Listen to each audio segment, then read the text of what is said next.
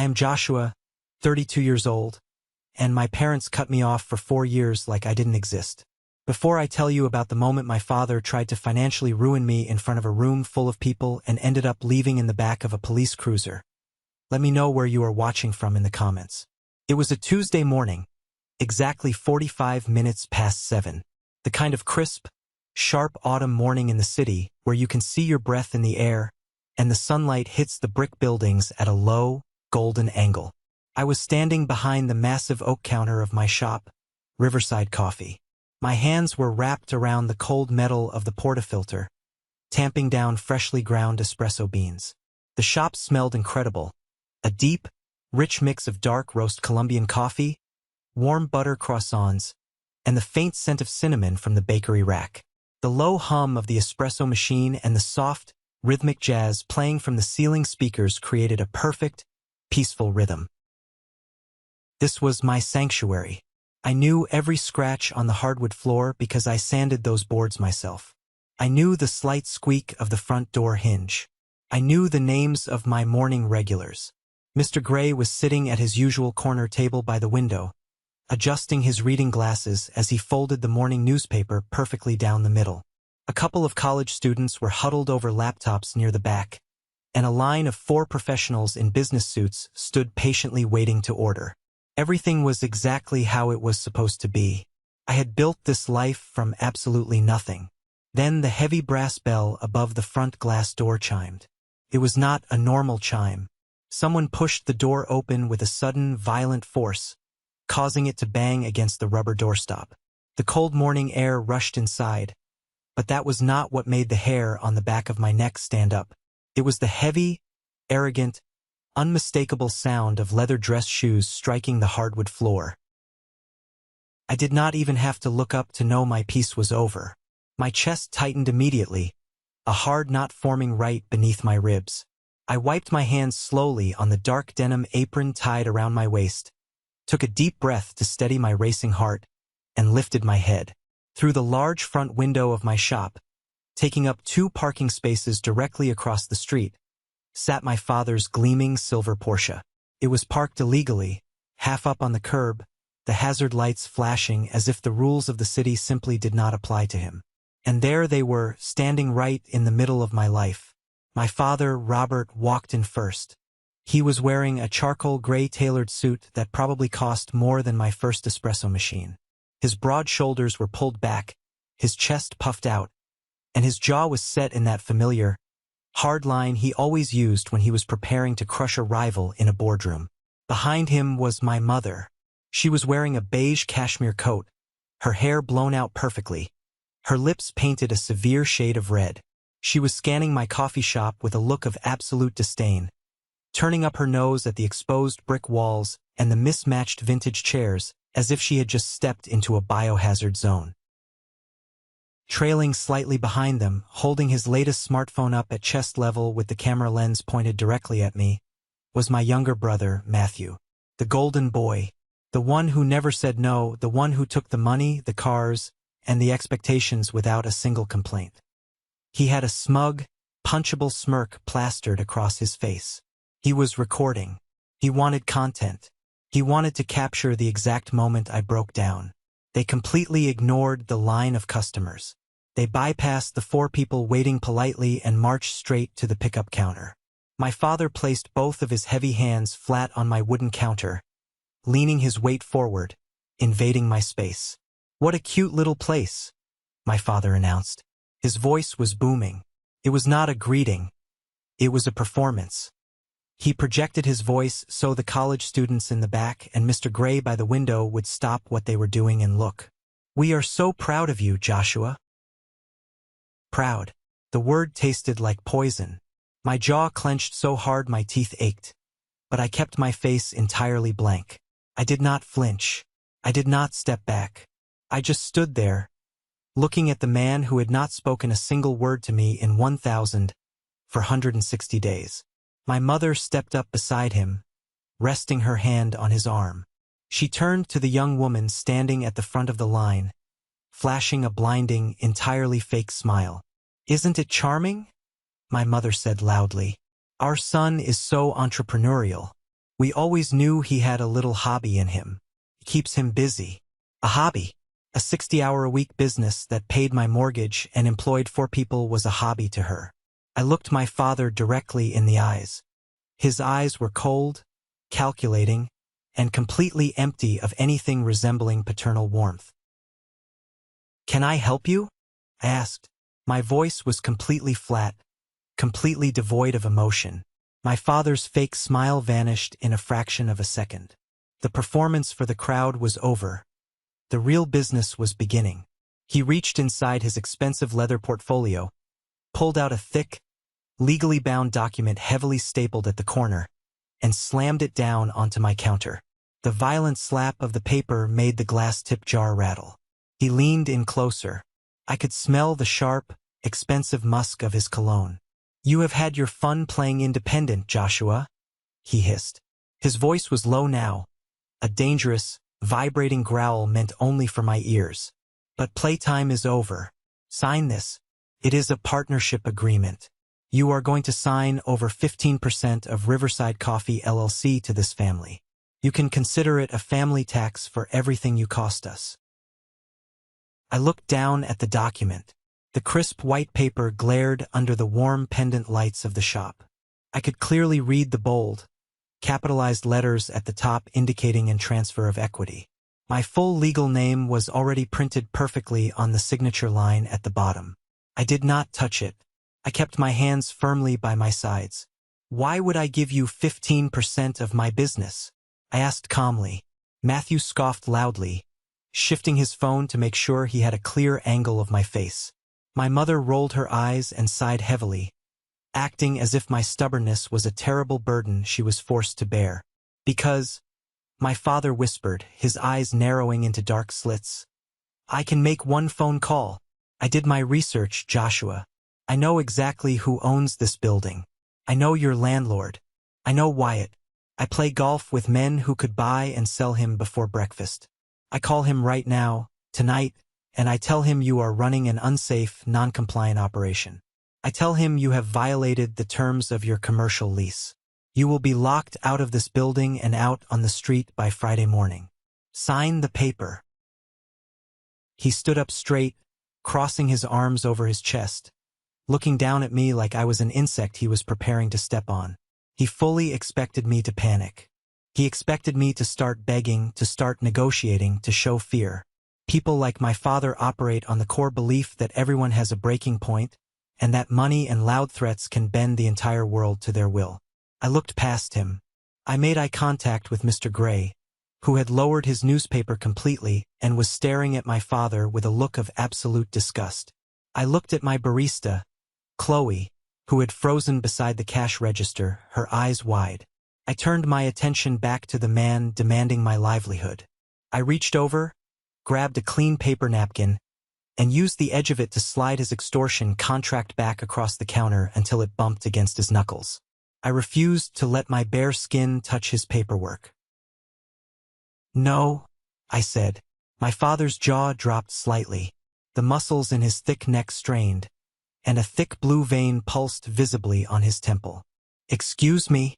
I said. "No," I repeated louder this time, "and if you want to call Wyatt, go ahead. In fact, let's call him right now. But you are going to put it on speaker. I want everyone in this shop to hear exactly how you operate." My father hesitated. A flicker of uncertainty crossed his arrogant features. He did not expect me to call his bluff. He expected submission. But Matthew was still recording, the red light on his screen blinking steadily, and the customers were dead silent, watching the drama unfold. My father's massive ego simply would not allow him to back down in public. He pulled his sleek smartphone from his jacket pocket, his thumb jabbing aggressively at the screen. He scrolled to his contacts, found the number, hit dial, and pressed the speaker icon. He set the phone down right on top of his rejected contract. The dial tone echoed loudly in the quiet coffee shop. 1 ring, 2 rings, 3 rings. The tension in the room was so thick it felt hard to breathe. Then, a gruff, alert voice answered the line. "Yeah, Wyatt speaking." My father's posture instantly changed. He puffed his chest back out, plastering a fake, hearty tone onto his voice. "Wyatt, Robert Pierce here. Listen, we need to have a serious conversation about your tenant down on Alder Street. Riverside Coffee. I am Joshua's father, and I need to inform you about some severe lease violations and unapproved operations going on in your commercial unit right now." There was a heavy, dead pause on the other end of the line. I could hear the faint sound of traffic in the background on Wyatt's end. Then Wyatt spoke, his voice completely unbothered, laced with an unmistakable edge of irritation. "Who told you I'd evict him?" Wyatt asked. My father blinked hard. His confident smile completely dissolved. "What? Wyatt, I am telling you he is running a non-compliant shop. As his father, I have a right to intervene and—" "I don't deal with fathers," Wyatt interrupted, his voice cutting through the speaker like a blade. "I deal with my tenant. I deal with Joshua. You are not protecting him, Robert. You are trying to steal from him. Do not ever call this number regarding my building again." The line went dead with a sharp click. The silence that followed was deafening. My father stood frozen, staring down at his phone as if the piece of metal and glass had just personally betrayed him. My mother's mouth was hanging slightly open. Matthew lowered his camera just a fraction of an inch, the smugness completely wiped from his face. I looked at the man standing across the counter from me. As I stared at his shocked, humiliated face, the walls of the coffee shop seemed to fade away. My mind violently pulled me back in time. I was no longer 32 years old, standing in a successful business. I was 28 again. I was standing in the freezing snow, feeling the absolute, crushing weight of what it meant to be discarded by the people who were supposed to love you unconditionally. 4 years ago, the night they cut me off felt exactly like a funeral. It was a funeral for a family that was still breathing, a mourning period for parents who chose control over their own flesh and blood. At 28, I was miserable. I was working a high-pressure corporate job at a massive logistics firm. It was a job my father had aggressively maneuvered me into using his golf course connections. I had a massive salary that looked great on paper. I had a corner office with a view of the city skyline. I had a guaranteed promotion to regional director dangling right over my head, promised to me by the end of the fourth quarter. But I was dying inside. I was working 80 to 90 hours a week. I was missing every weekend, every holiday.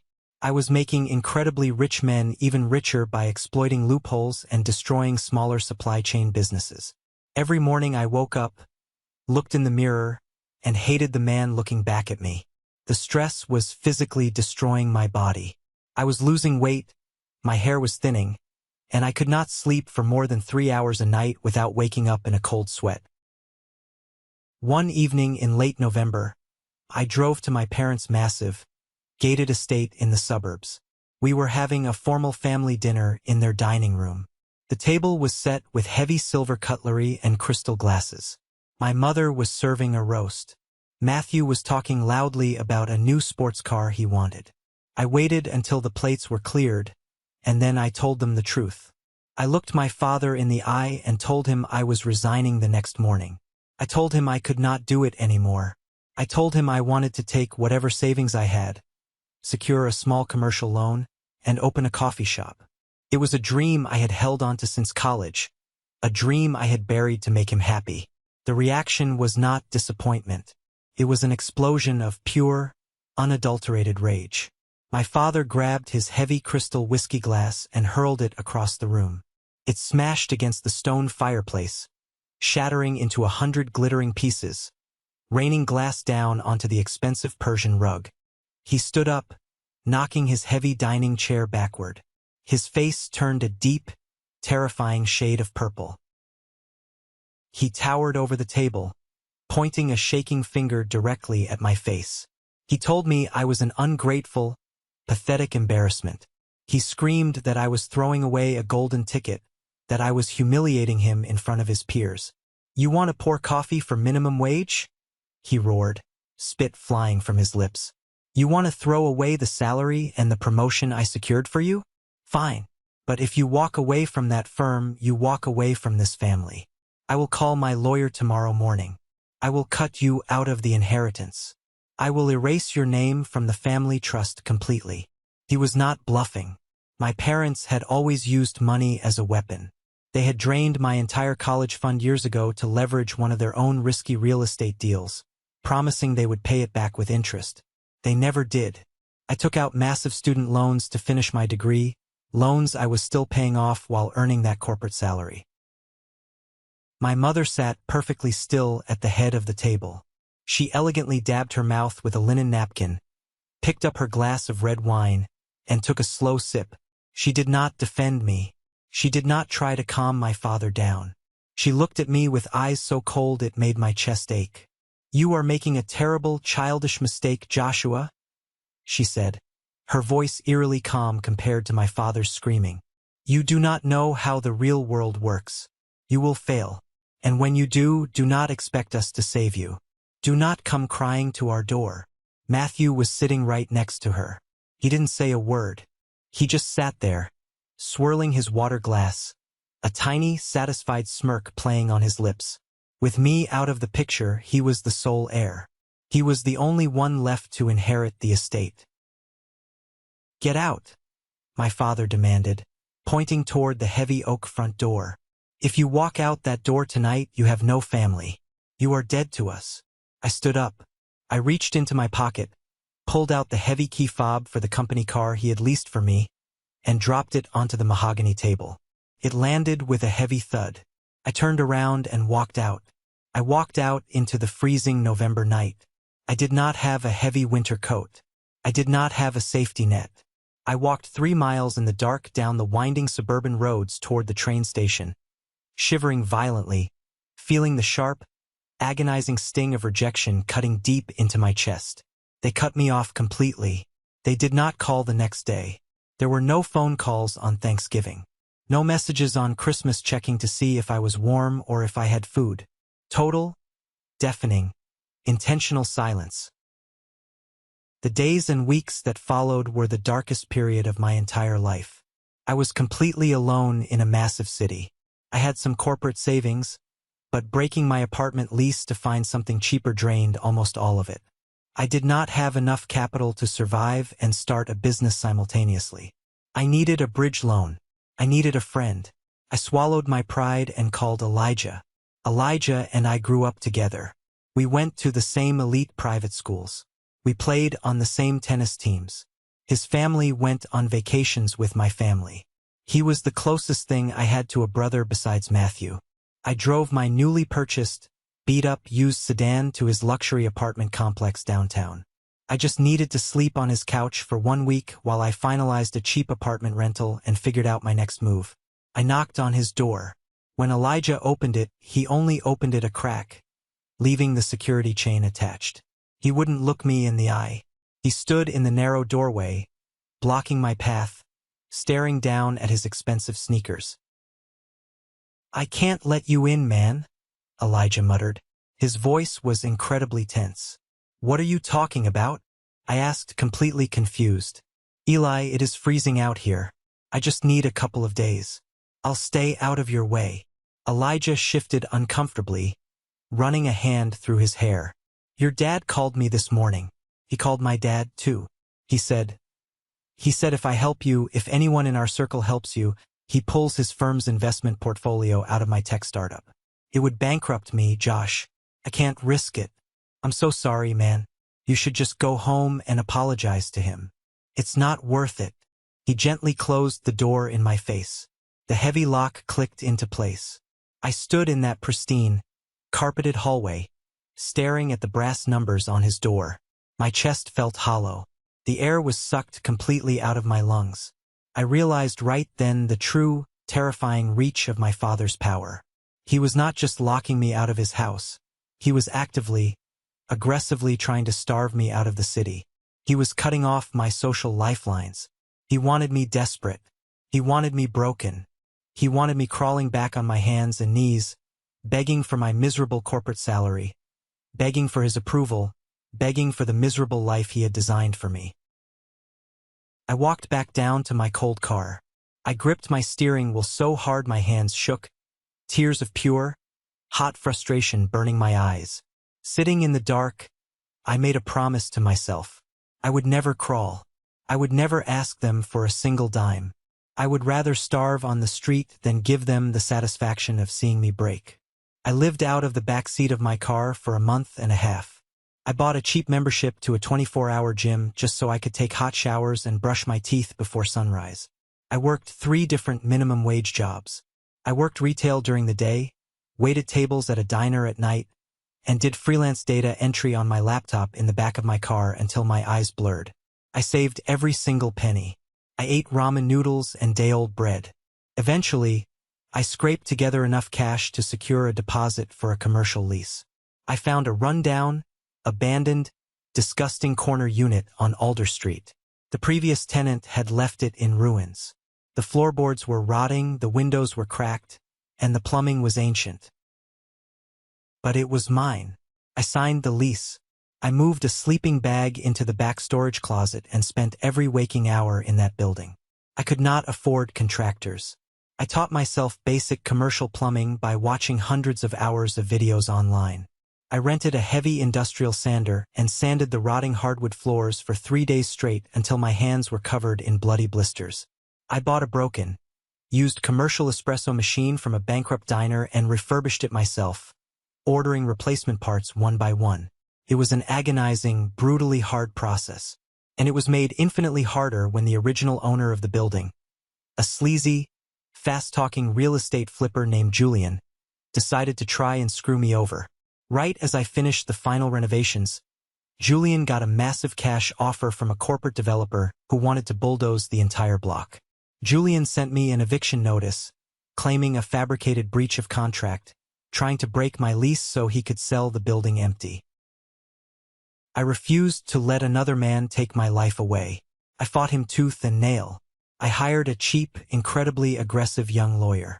We reviewed the original lease contract word by word and found a forgotten legal loophole that gave me the right of first refusal on any sale of the property. I took my entire business plan to a high-risk commercial lender, secured a terrifyingly high-interest mortgage, and bought the damn building out from under Julian. Every time I wanted to quit during those 4 years, every time my back ached so badly I could barely stand, every time my bank account hit zero and I had to eat plain rice for a week, I thought about my father's red, screaming face. I thought about my mother's cold, dead eyes. Their rejection became my fuel.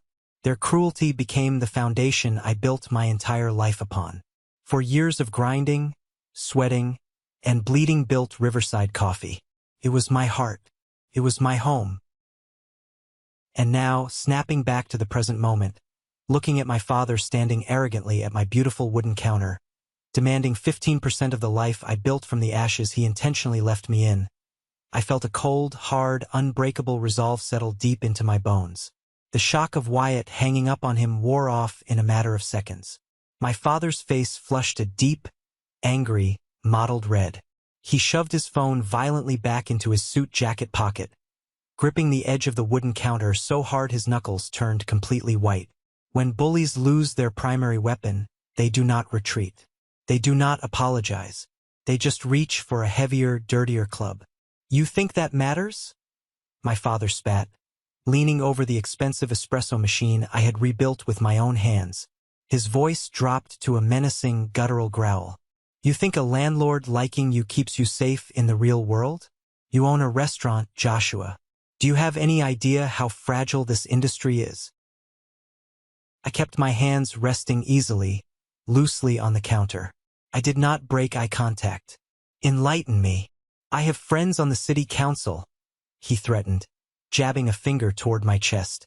I know the chief health inspector for this specific commercial district. I know the fire marshal. I can have a full, invasive audit triggered on your business taxes before the end of the week. I will have them inspect every single electrical wire, every water pipe, and every crumpled receipt in this miserable little shack. I will bury you in legal fees, code violations, and municipal fines until you are begging me to take this place off your hands just to escape bankruptcy. He was describing institutional harassment like he was ordering a cup of coffee. He was entirely serious. This was exactly how my father operated. If he could not control you financially, he destroyed you legally. He weaponized the system against anyone who dared to stand in his way. Matthew stepped closer to the counter, his phone still angled directly at my face. "Just sign the paper, Josh," he said, trying to sound tough, trying to sound like his father. "Dad is giving you an easy way out. Don't be an idiot. You can't fight him." My blood boiled beneath the surface of my skin, but my face remained completely still. I looked at my brother, the kid who had his entire college fund handed to him, who drove a car paid for by the trust fund, trying to act like a mob enforcer in my coffee shop. My mother, possessing the terrifying emotional radar of a true manipulator, realized the aggressive intimidation tactic was making the customers deeply uncomfortable. A few people near the back had hastily packed up their laptops and practically ran out the door. Others, like Mr. Gray, were watching closely, their faces tight with concern. She instantly shifted gears, deciding to pivot and play her absolute favorite role: the heartbroken, long-suffering, caring mother.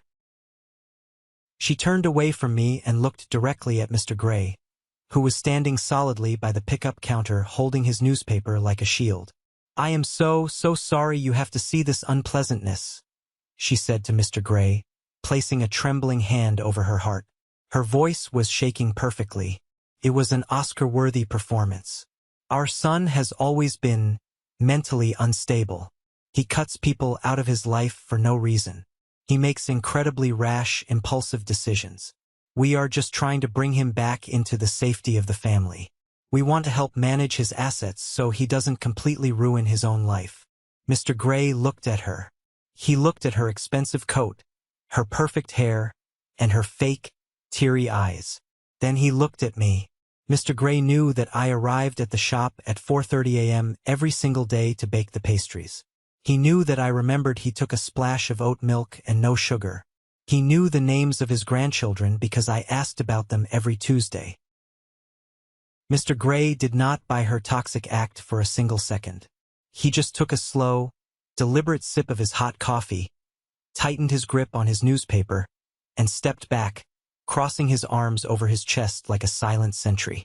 My mother turned back to me, her eyes immediately narrowing into vicious slits. The sweet, caring mother act melted away the instant she realized the audience wasn't buying it. "You are embarrassing us, Joshua," she hissed. "You always do. We gave you everything. We gave you a perfect life, and you repay us by serving coffee to strangers like a peasant. Sign the document. Give your father the equity he is asking for, and we will make sure you don't go bankrupt and end up sleeping on the streets again." "You want 15%? I stated flatly, ignoring her insults completely. "To start," my father corrected, aggressively adjusting his silk tie. "We will handle the back-end corporate finances. We will streamline your operations. You just stay behind the counter and make the coffee." I looked at the three of them, my family, the people whose blood ran in my veins. The people who were supposed to protect me, guide me, and love me were standing in my place of business, threatening my livelihood, trying to legally extort me in broad daylight. "Chloe," I said, not taking my eyes off my father's face for a second. Chloe stepped up right beside me. She was a tough, 22-year-old college student who took exactly zero garbage from anyone. "Yes, boss. Can you watch the register and keep an eye on the floor for exactly 2 minutes?" "Got it," she said firmly. She crossed her arms and glared openly at my father. I turned my back on my family. I did not rush. I walked at a normal, measured pace down the length of the counter to the small, reinforced office door at the back of the shop. I keyed in the 6-digit security code, stepped inside the cramped office, and knelt down on the concrete floor. I spun the dial on the heavy steel safe bolted into the foundation. I didn't need to search through the files. I knew exactly where the folder was. It was a thick, heavy, blue manila folder. I had spent thousands of dollars on my lawyer to ensure that every single piece of paper inside this folder was absolutely bulletproof. It was the armor I had spent 4 years forging. I grabbed the heavy blue folder, locked the safe securely, and walked back out to the front counter. I dropped the folder directly on top of my father's ridiculous extortion contract. The heavy slap of the paper echoed in the tense silence of the shop. You want to talk about assets, compliance, and legalities, I said, my voice cutting through the tension in the room like a freshly sharpened knife. Let's talk about it. Let's talk about exactly what you are trying to steal today. My father looked down at the blue folder. He frowned, his thick eyebrows pulling together. What is this garbage? Open it, I challenged him. I stepped back and gestured toward the folder with an open hand. Read it. You are a businessman. Read the paperwork. My father sneered, but his inherent arrogance and curiosity got the better of him. He flipped open the heavy cover of the blue folder. The first document on top was a standard city commercial operating license.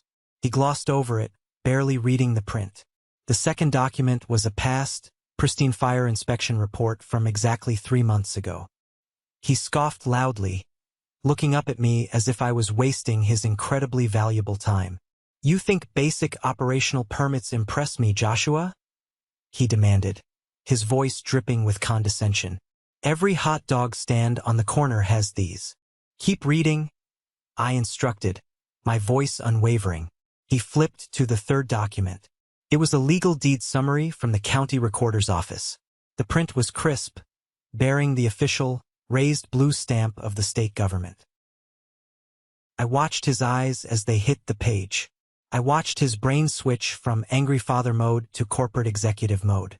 I watched his eyes scan the complex legal jargon. I watched his gaze trace down the page to the specific section clearly marked, property owner. The silence in the room stretched out. Felt like time had stopped entirely.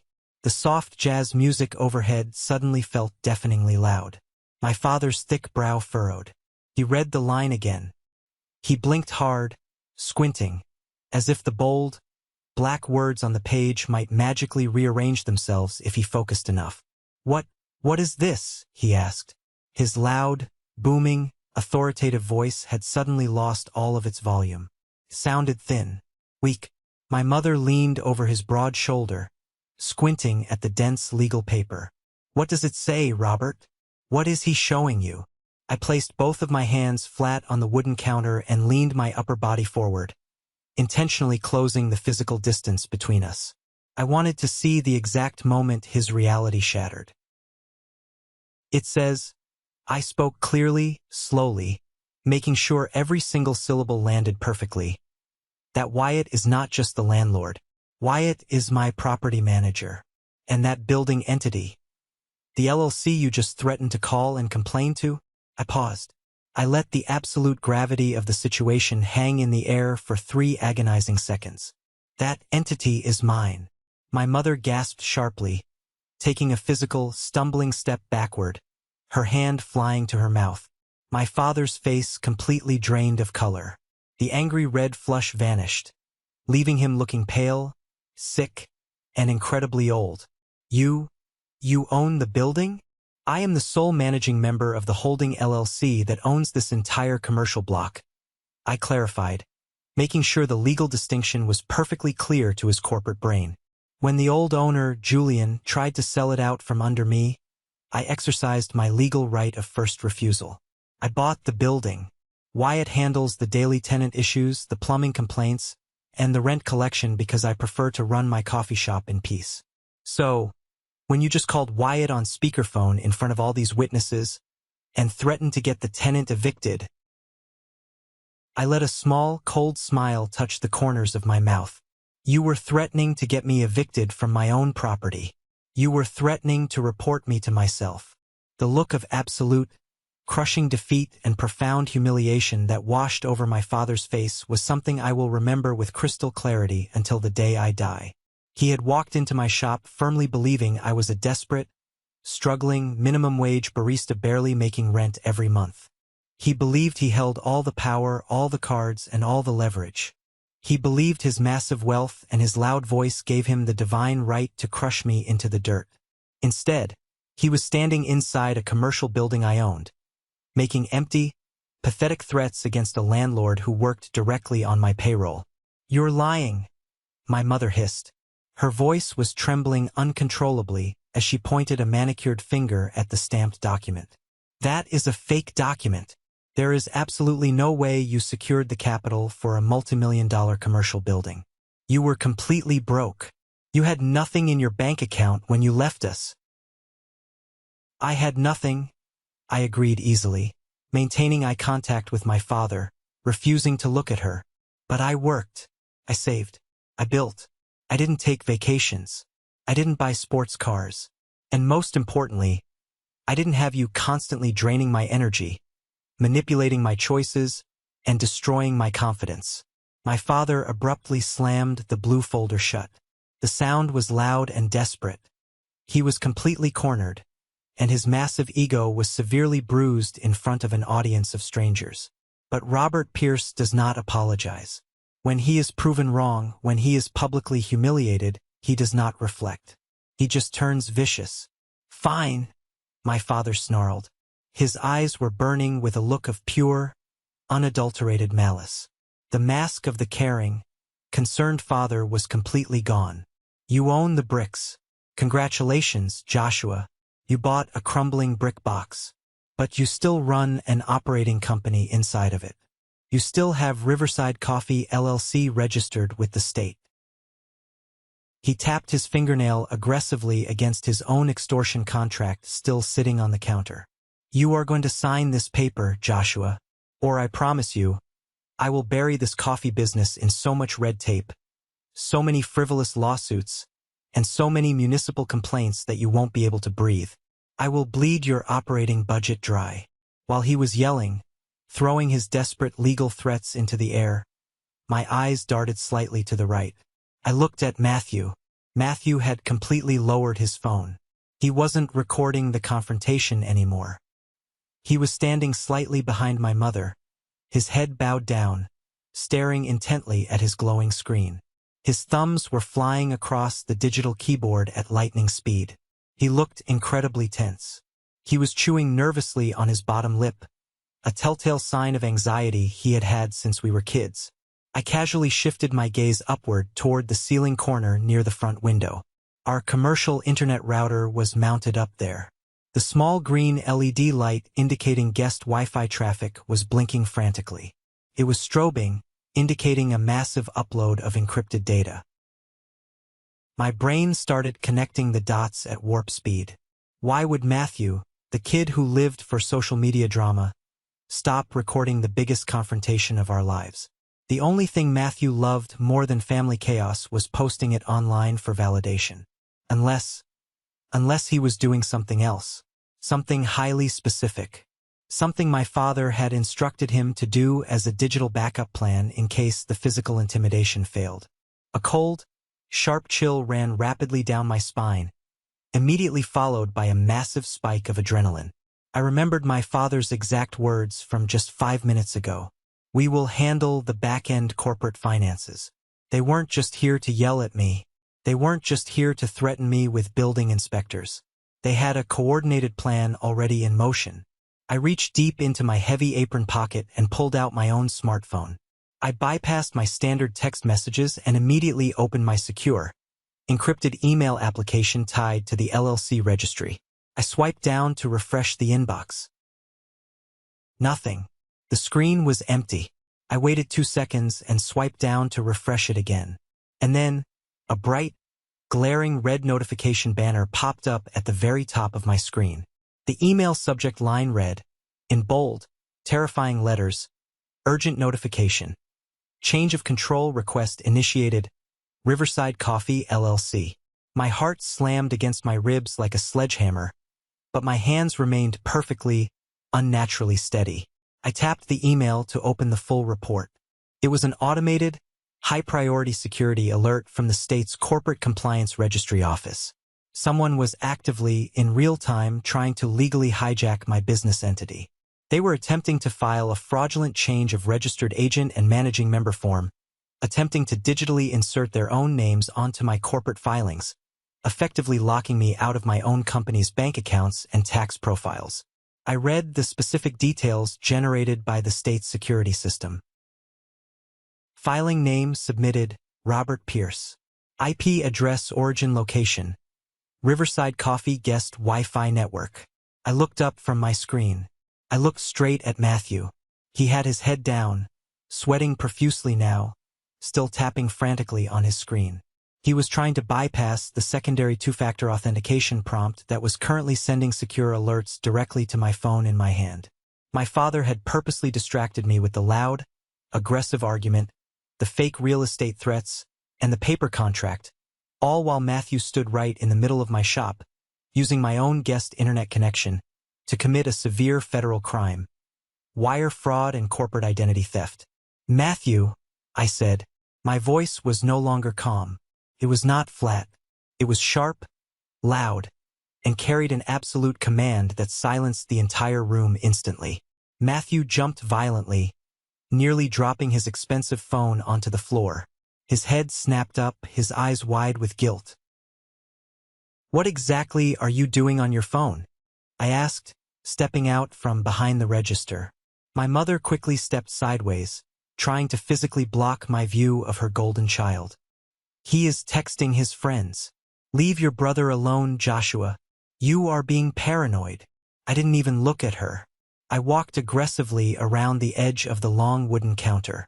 My father tried to step into my path, throwing his arm out to block me, but I shoved past him with a physical force that surprised us both, knocking his arm away. I stood directly in front of Matthew, invading his personal space. "Show me the screen, Matt," I demanded, holding my hand out. Matthew swallowed hard, his Adam's apple bobbing. He shoved the phone deep into his jacket pocket and took a step back. "Back off, Josh. I'm not doing anything. You're crazy." I didn't try to grab his phone. I didn't need to. I held up my own phone, turning the screen around so the brightness illuminated the space between us. I made sure my father, my mother, and Matthew could clearly read the bright red security alert from the state registry. "You thought I was stupid?" I asked, my voice echoing off the brick walls. Every single customer in the shop was dead silent, watching intently. "You really thought I wouldn't have advanced fraud alerts placed on my own LLC? You are submitting a change of control form to the Secretary of State. And you are doing it on my guest Wi-Fi network." My father's face, which had just regained some color, went completely sickly pale. The arrogant, untouchable smirk completely dissolved into a mask of pure terror. He was a businessman. He knew exactly what this meant. He knew the devastating legal implications of an undeniable, time-stamped digital footprint. It's a mistake," my father stammered. His loud, booming voice was suddenly weak, high-pitched, and trembling. "It's a glitch in the state system, a computer error. The system logged your exact legal name." "Robert," I said, stepping closer to him, forcing him to look at the screen. "It logged your IP address. It logged the exact minute you hit submit. You walked into my property. You tried to verbally extort me for 15% of my business. And when I refused to sign your paper, you tried to digitally steal my company right in front of me." My mother grabbed my father's arm. Her manicured fingers dug into his expensive suit jacket. Her eyes were wide, filled with genuine, unadulterated panic. "Robert, let's leave. Right now. We need to go to the car." "No one is leaving," I said, my voice dropping to a dangerous whisper. I turned my back to them and looked across the space at Chloe. She was already watching me, her posture rigid, her hand hovering just beneath the lip of the cash register. We had installed a high-end, silent security system after a terrifying break-in attempt a year ago. It featured a silent panic alarm button under the counter that immediately, without a sound, dispatched the local police and permanently flagged the time codes on all 4 high-definition surveillance cameras inside the shop. "Chloe," I said, giving her a single, sharp nod. Chloe didn't hesitate for a fraction of a second. She slammed her hand upward, pressing the hidden button. I didn't hear a sound, but I knew the encrypted signal was sent directly to the local precinct. "What did you just do?" my father demanded, stepping aggressively toward the counter. "Did you call the cops? Over a family dispute? Are you out of your mind?" "This isn't a family dispute, Robert," I told him, planting my feet solidly, refusing to give up an inch of ground in my own shop. This is felony wire fraud. This is attempted extortion. And you just committed both crimes right underneath a 360-degree, high-definition security camera with active audio recording. I raised my arm and pointed directly at the black dome mounted on the ceiling, right above the spot where Matthew was standing. My father slowly looked up at the camera. For the first time in my entire 32 years of life, I saw genuine, raw, unadulterated fear in his eyes. The terrifying man who had controlled every aspect of my life, who had screamed at me, who had thrown me into the freezing snow without a second thought, was suddenly realizing he was completely trapped in a cage of his own making. "Joshua, please," my mother begged. Her voice was shrill, desperate, completely stripped of its fake elegance and country club superiority. "He is your father. You cannot do this to your own flesh and blood. Cancel the alarm. Tell them it was a mistake. We will leave and we will never, ever come back. Please, Joshua. You wanted to teach me a lesson about how the real world works," I replied. My voice as cold and hard as stone. "Welcome to the real world." Matthew was shaking visibly now. He pulled his phone out of his pocket with trembling hands and frantically started hitting the back button, swiping furiously, trying to delete the web browser pages, trying to erase the digital evidence of what he had just done. "It doesn't matter, Matt," I told him, watching his pathetic panic. "The state server already captured the ping. They have the packet data. It's done." We stood there in a tense, suffocating silence for exactly 4 minutes. Nobody spoke. My father stared at the floor, breathing heavily. My mother quietly sobbed into her hands. Matthew kept trying to restart his phone. The soft jazz music continued to play overhead, creating a bizarre soundtrack to the destruction of my family. Mr. Gray watched over the top of his newspaper, completely motionless. Then, the heavy front door swung open. The man who walked in was not a uniformed police officer. He was wearing a sharp, impeccably tailored gray suit. He was carrying a slim leather briefcase, and he wore a heavy, official ID lanyard around his neck. He had sharp, analytical eyes that immediately swept the room, assessing the tension, the crying woman, and the angry men instantly. He walked with purpose, straight past the line of staring customers, and stopped directly in front of me. "Are you Joshua Pierce, managing member and registered agent of Riverside Coffee LLC?" he asked, his voice crisp and professional. "I am," I said. The man reached into his jacket pocket and pulled out a heavy metal badge mounted on leather.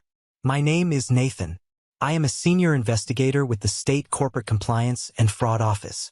Our automated security system flagged a high-priority emergency fraud alert originating from this exact address. Specifically, we detected a forceful, unauthorized attempt to alter corporate registration data and transfer executive control from an unverified IP address." My mother let out a small, terrified gasp, clutching her designer purse to her chest. My father looked like he was going to be physically sick. The color completely drained from his face again. "I received the security alert on my end as well," I told Nathan, showing him the red banner still glowing on my phone screen. "The filing attempt was completely unauthorized. I did not initiate it." Nathan nodded curtly. He set his briefcase on the counter, snapped it open, and pulled out a digital tablet.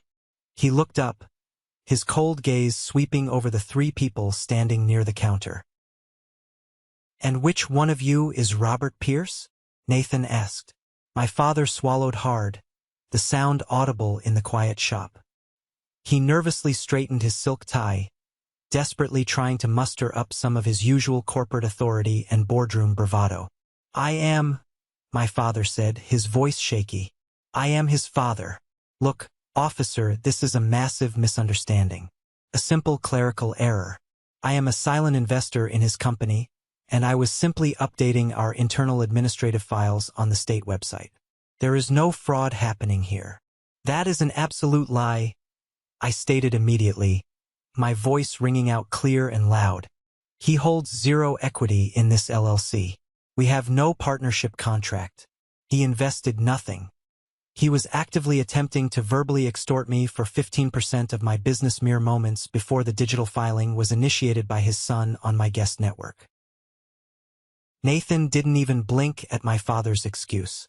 He just tapped his stylus against his tablet screen. Sir, you understand that submitting false corporate documents to the state registry is a Class C felony, correct? It carries severe criminal penalties, including mandatory state prison time. Before my father could formulate another desperate lie, the heavy glass door of the shop opened again. This time, the bells chimed over the sound of heavy, authoritative boots hitting the hardwood floor. 2 fully uniformed city police officers stepped into the shop. Officer Carter, a tall, imposing man with a stern face and a shaved head, and his younger partner, Officer Luke. Through the front window, cutting through the morning sunlight, I could see the bright red and blue lights of their cruiser reflecting wildly off the hood of my father's precious, illegally parked silver Porsche. We got a silent panic alarm triggered from this location, Officer Carter said, his hand resting casually but purposefully on his heavy-duty belt. He scanned the room, his eyes lingering on the crying woman and the pale men, before looking directly at me.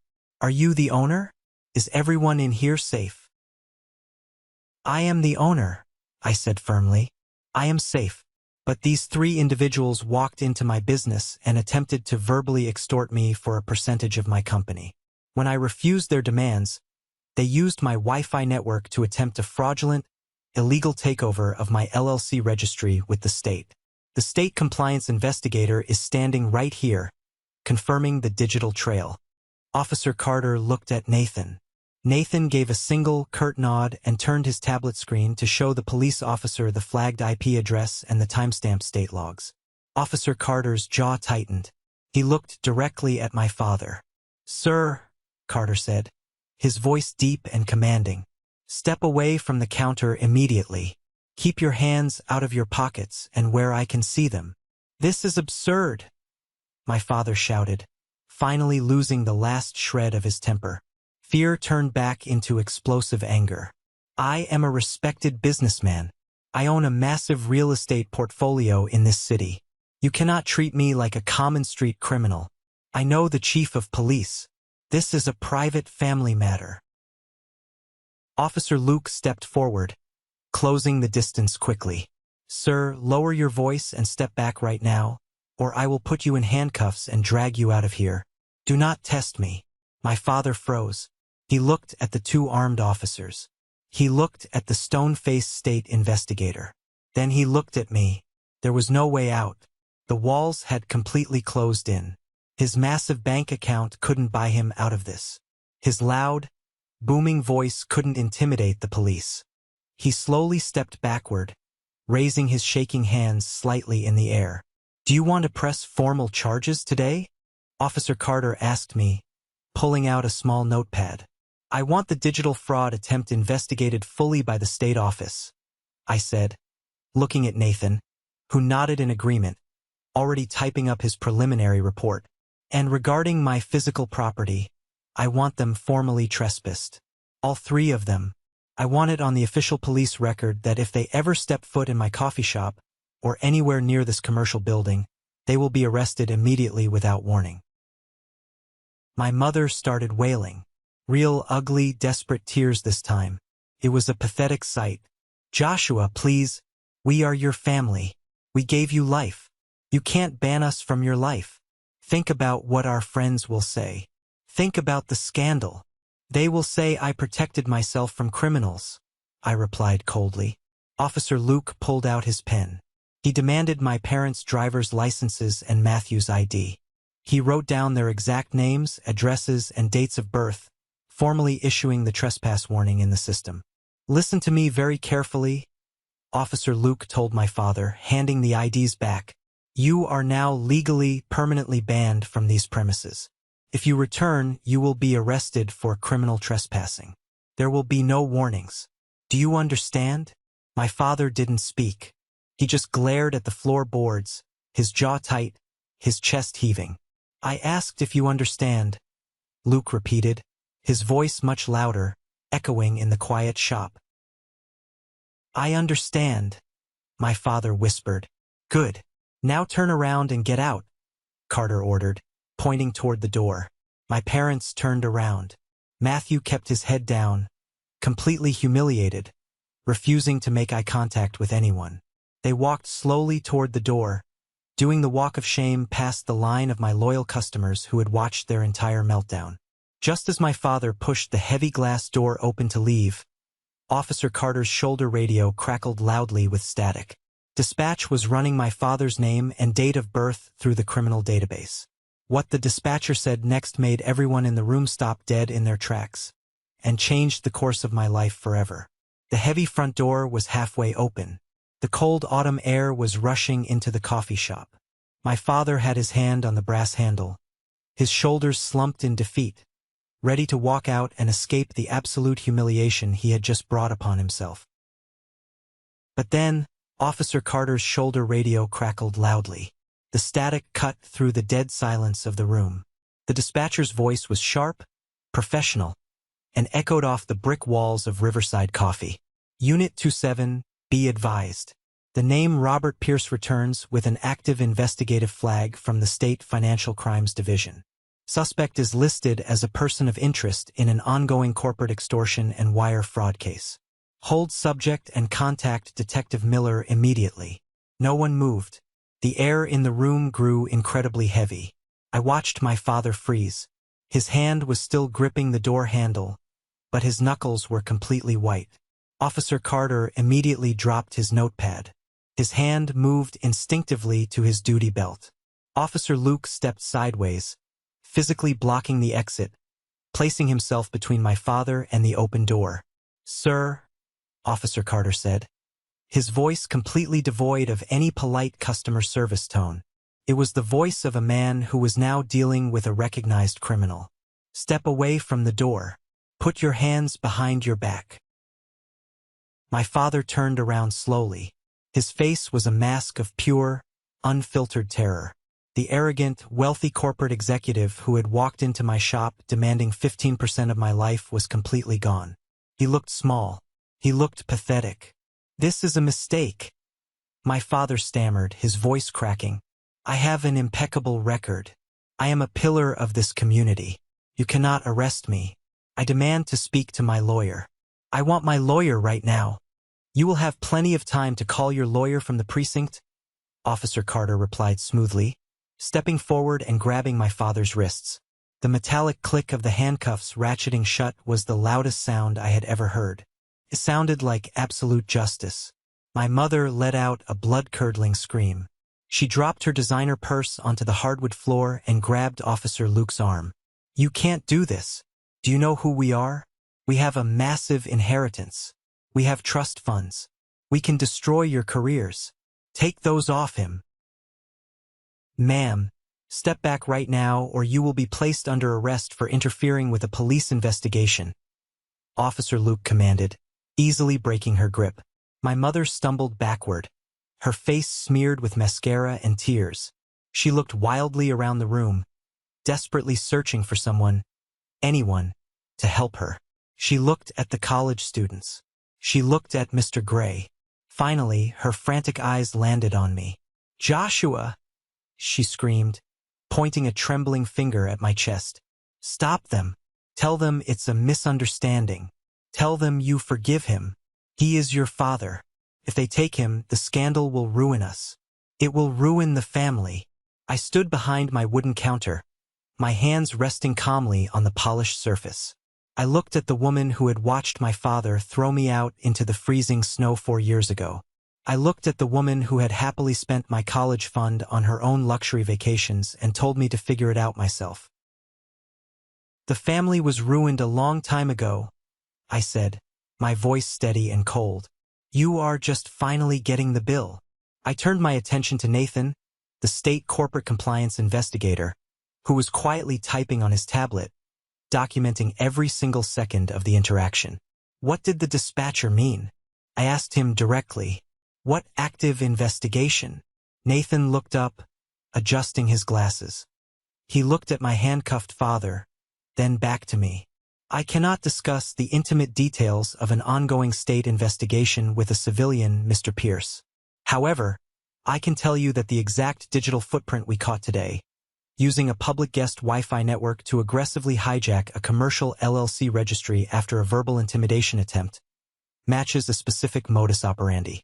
We have another small business owner, a woman who runs a boutique across town, who filed a very similar report 3 months ago. Your father attempted to force her into a hostile takeover. She refused, and hours later, someone tried to digitally steal her company. We just needed to catch him in the act to connect the IP address to his physical presence. Thanks to your security cameras and your immediate silent alarm, we have him dead to rights. A cold wave of realization washed over me. My father was not just a domestic abuser. He was not just a toxic parent who wanted to control his son. He was a serial corporate predator. He had built a system out of finding vulnerable small business owners, intimidating them with his wealth, and stealing their hard-earned equity through digital backdoors and legal threats. He thought he could do the exact same thing to me because I was his son. He thought my lifelong fear of him would make me the easiest target of all. He was incredibly wrong. Matthew, Officer Carter barked, turning his attention to my younger brother. Matthew was plastered against the front window, trying to make himself invisible. Hand over the cell phone, right now. It is being seized as digital evidence in a federal wire fraud investigation. Matthew whimpered. The golden boy, the one who had never faced a single consequence in his entire pampered life, began to hyperventilate. His hands were shaking so violently he almost dropped the phone as he handed it to the officer. I didn't want to do it, Matthew cried out, immediately throwing our father under the bus without a second thought. He made me do it. He told me to log into the state portal. He gave me the passwords.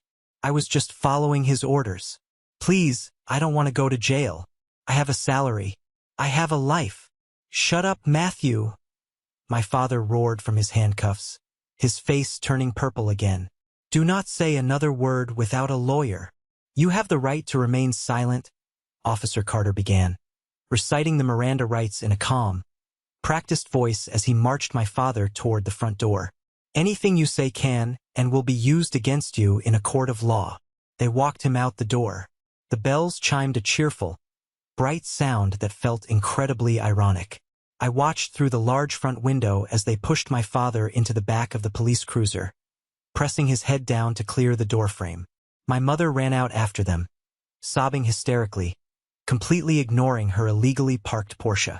Matthew trailed behind her, clutching his chest, looking like he was about to pass out on the sidewalk. The cruiser pulled away, the red and blue lights flashing against the brick buildings of Alder Street. A tow truck arrived exactly 12 minutes later and dragged my father's gleaming silver Porsche away for being parked in a commercial loading zone. Inside the coffee shop, the heavy, suffocating tension finally broke.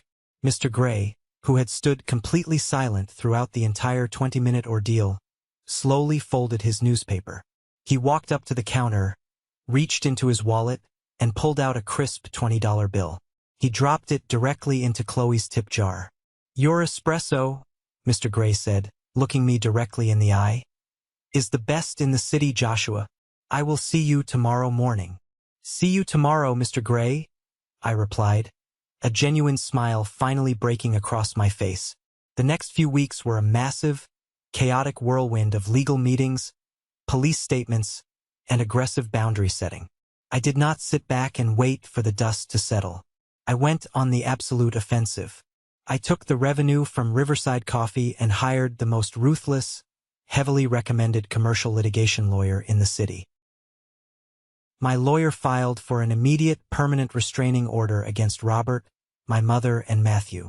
Because we had the high-definition security footage showing the physical intimidation, the clear audio of the extortion threat, and the undeniable digital logs of the Wi-Fi network fraud, the judge granted the order without a moment of hesitation. They were legally barred from coming within 500 feet of my coffee shop, my commercial building, or my personal residence. If they even tried to send a text message through a third party, they would be held in contempt of court. But the restraining order was just the beginning of the nightmare for the Pierce family empire. The state investigator, Nathan, was incredibly thorough. Because my father had used my guest Wi-Fi to commit a felony, the State Financial Crimes Division secured warrants to seize his personal computers, his corporate servers, and his massive financial ledgers. They dug into his history. They found the boutique owner. They found 2 other independent contractors he had successfully blackmailed into signing over equity. The dominoes began to fall rapidly. The corporate logistics firm that my father had dedicated his entire life to, the firm he had tried to force me to die for, immediately placed him on unpaid administrative leave the moment the felony fraud charges were filed. 3 days later, to protect their own public relations, they terminated his contract entirely. He lost his massive salary. He lost his corporate prestige. He lost his golf club memberships. And then the ultimate betrayal happened. My mother, realizing that my father's massive legal bills and potential criminal restitution were going to severely drain their bank accounts, did exactly what a narcissist does when the ship starts sinking. She scrambled for the lifeboats. She filed for divorce. She hired her own aggressive lawyer and filed emergency motions to freeze the family trust and the inheritance accounts, claiming she had absolutely no knowledge of his criminal activities and wanted to protect her half of the assets. The woman who had stood in my coffee shop, demanding I hand over my hard-earned money to protect the family, was now actively destroying that exact same family to save her own designer wardrobe and her luxury lifestyle.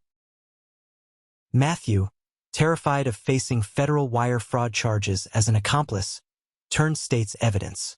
He fully cooperated with the prosecution, handing over every single text message, every email, and every instruction my father had ever given him regarding the fraudulent state filings. He threw the man who had bought him everything under the bus just to secure a plea deal that involved probation instead of prison time. The family that had cut me off, the family that had treated my absence like a funeral and moved on without me, completely imploded. They turned on each other the second the money and the power were threatened. Proved everything I had suspected 4 years ago. Their love was entirely conditional. It was based purely on control, submission, and financial leverage. Meanwhile, my life moved in the exact opposite direction. Riverside Coffee did not suffer from the public spectacle. In fact, it thrived. People talk. The college students who had witnessed the confrontation told their friends. Mr. Gray told the other regulars. Word spread around the neighborhood about the local coffee shop owner who stood his ground against a corporate bully, who secretly owned the entire commercial building, and who had his own extortionist father hauled away in handcuffs. We became a local legend. My sales doubled in the span of a single month. I had to hire 2 more baristas just to keep up with the morning rush. The community rallied around the shop in a way I had never anticipated. People respected the fact that I didn't back down. They respected the hustle.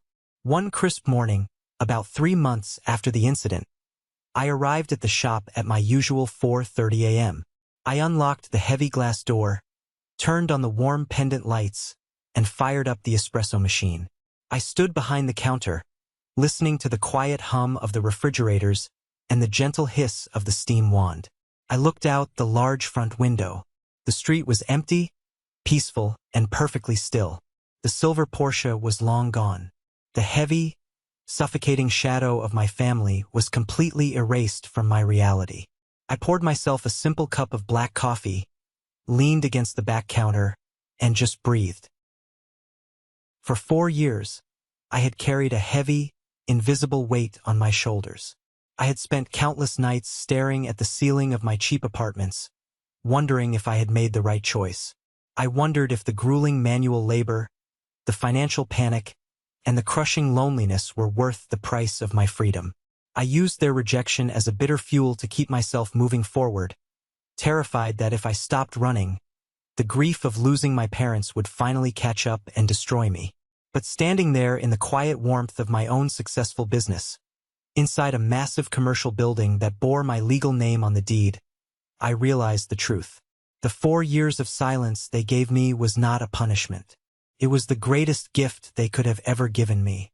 The silence gave me the space to figure out exactly who I was without their constant, toxic manipulation.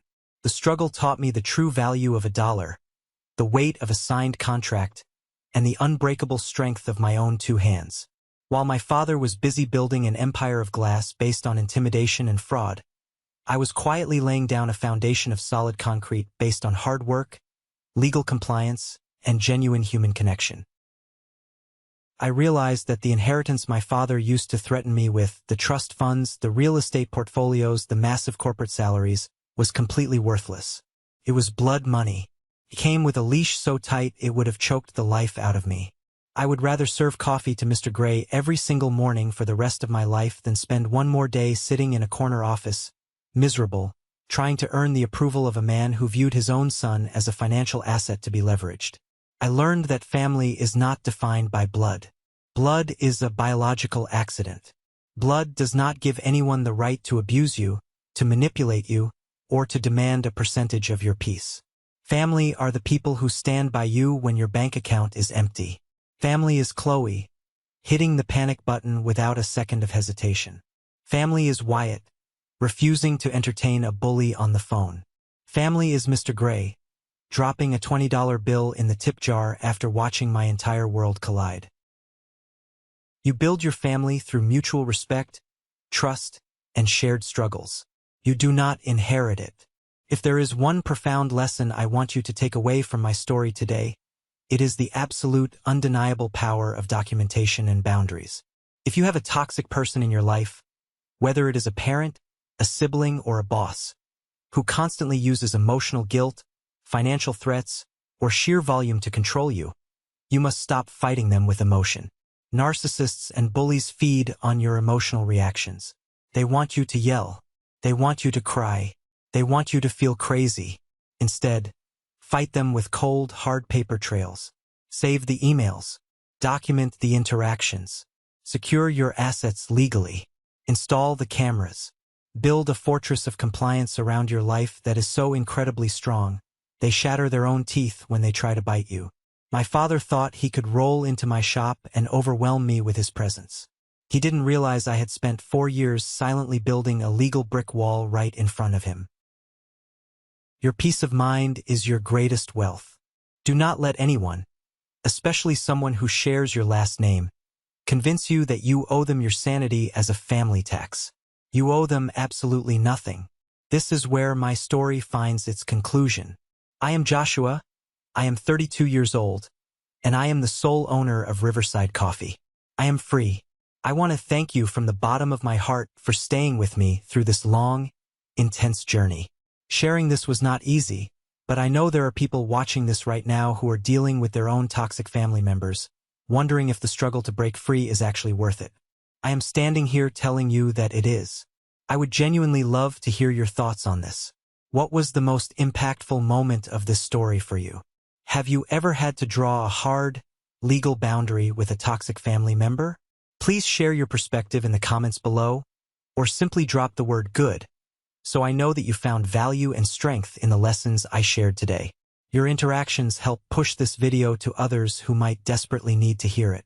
Stay strong, protect your peace, and I will see you in the next video.